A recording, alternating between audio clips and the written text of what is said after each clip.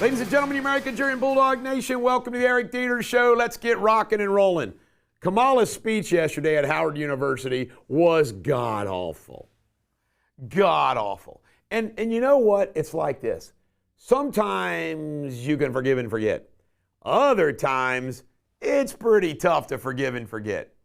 Kamala Harris showed that she does not have the mettle. Think about what Trump's gone through since 2015. Compare that to she loses an election and can't come out on election night and address her supporters. Why? Because she can't do anything off the cuff. She had to get somebody to write her speech that she could come out and read.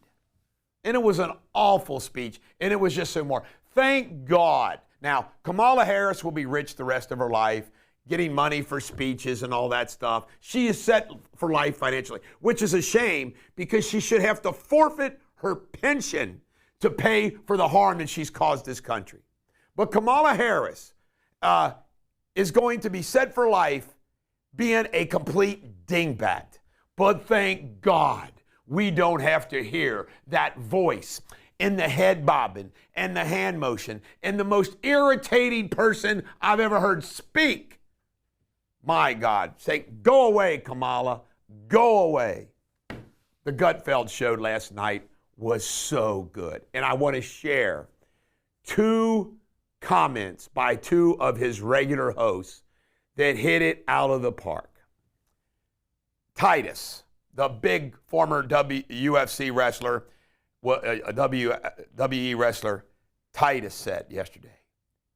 He goes, you know, they still think this is about race, but you know what it was about? It was about the black folks, the Asian folks, the Latino folks, and the white folks all getting together and looking at their bills and saying, damn, this is costing too much. This is insane.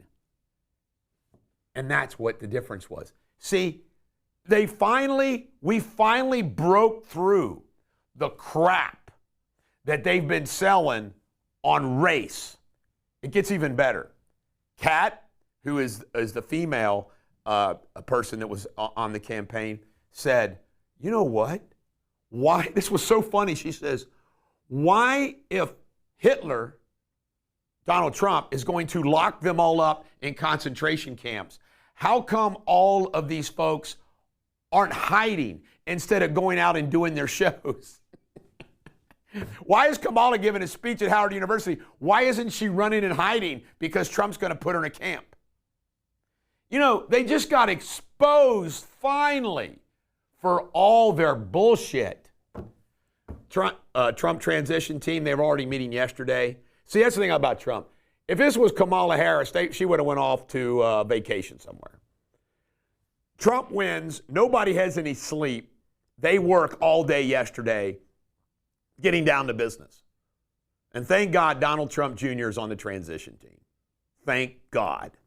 All right, Federal Reserve, they're thinking about cutting interest rates because of the unknown economy. Are you kidding me? I tell you what, they cut. By the way, I'm all for cutting interest rates.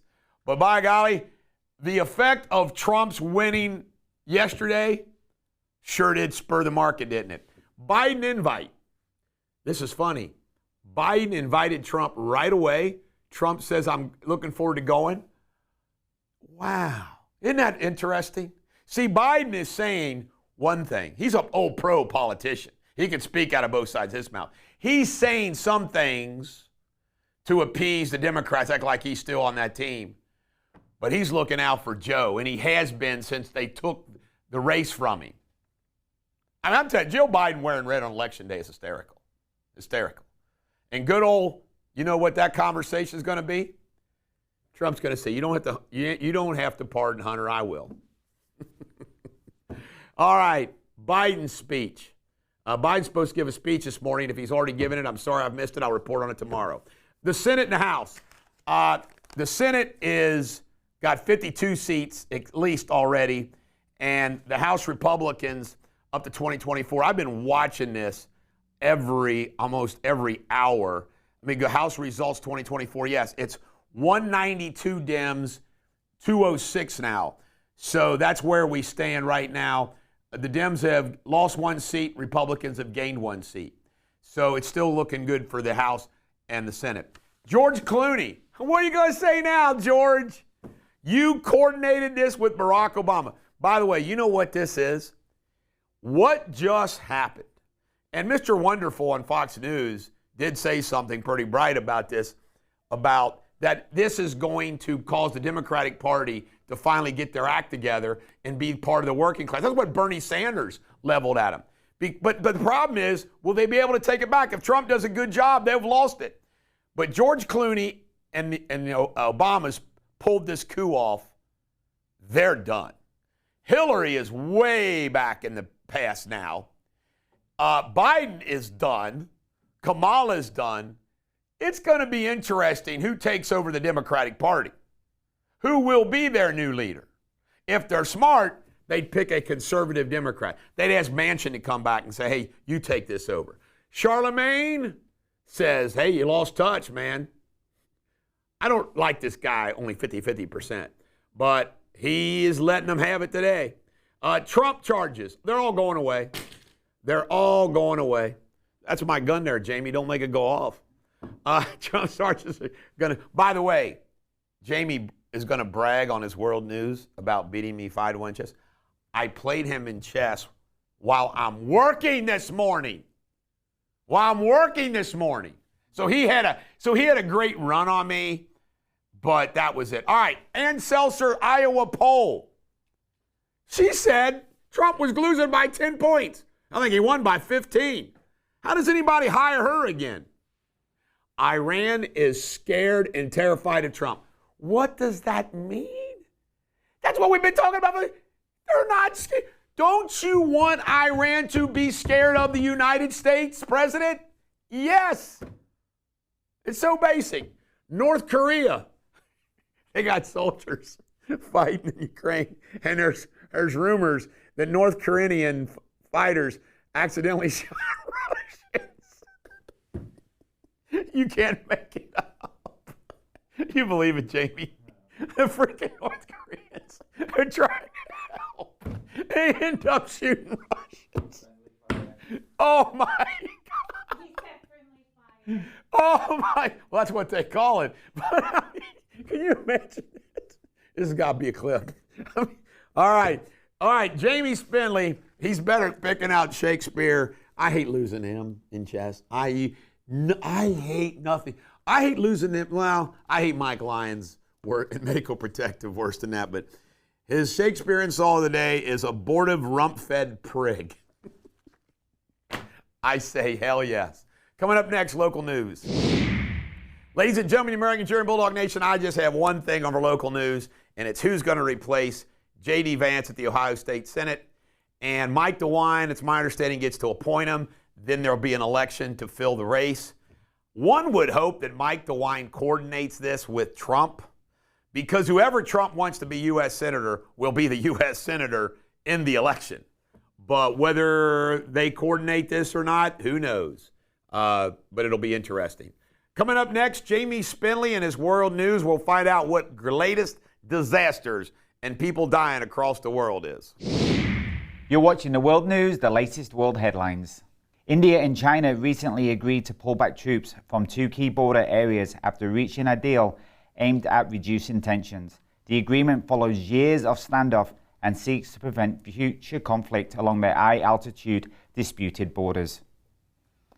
A powerful wildfire fueled by 80-mile-an-hour winds has forced evacuations and caused injuries in California's Ventura County.